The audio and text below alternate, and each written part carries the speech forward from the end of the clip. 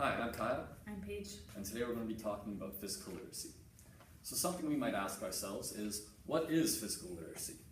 Physical literacy can be described as the ability and the knowledge to perform motor skills, as well as the attitudes to seek out scenarios where they can use these motor skills. Physical literacy is the development of fundamental motor skills and creating confidence and competence in how our body moves. So, how can we read our body? An everyday example of this is a student's ability to control their breathing. This is often seen in activities such as yoga or in meditation. It's becoming increasingly more important in our 21st century learning, where the infusion of mindfulness is being put into a lot of different subjects in school. What I'll do is I'll get Paige to come out here and I'll get her to demonstrate for us what diaphragmatic breathing should look like. So here Paige is going to lie on her back and she's going to put her hands on her stomach. From here she's going to take some nice deep breaths in, and we're going to watch as her hands raise and lower from her stomach. You'll notice she's not shrugging her shoulders at all, which is often a common problem we see when people are breathing when they're stressed. This can also be common in students who have poor posture from sitting all day or from someone working in an office.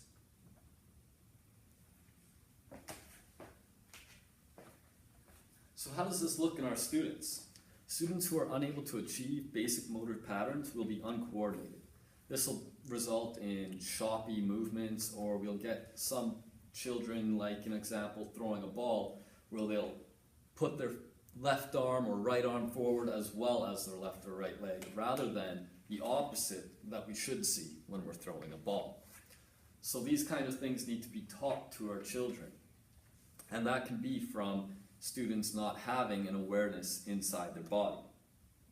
Also, if an individual is unsuccessful at a movement, or if they perceive pain while doing it, they're going to be less likely to seek out physical activities, which is the exact opposite of what we're trying to do.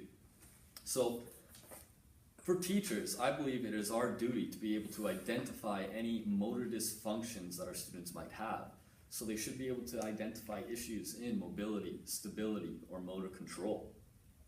This can be accomplished through a variety of assessments.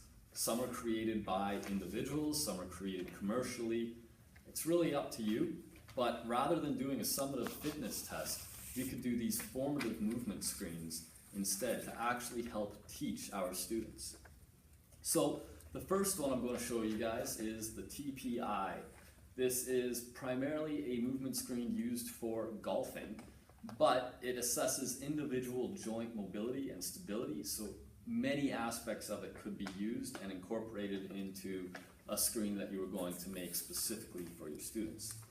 Another one is the FMS screen. This one is much shorter. It's 7 movements that are a lot more holistic in nature. We have an overhead squat, an inline lunge, and a hurdle step over, as well as a few other specific mobility drills. So to show you how these will work, I'm going to show you what the active straight leg raise will look like in the FMS protocol. So Paige is going to lie on her back, and she's going to have her palms facing the ceiling. She's going to have both her feet pointed straight up towards the sky, and then while keeping both of her legs straight, she's going to try and raise her leg as high as possible, just like so. As you can see, Paige struggles to get it all the way to 90 degrees. So what we can do is we can cue her to do that by having her put her hands over her head, resting her hands against mine, creating tension in her core, allowing her to raise her leg a little bit higher.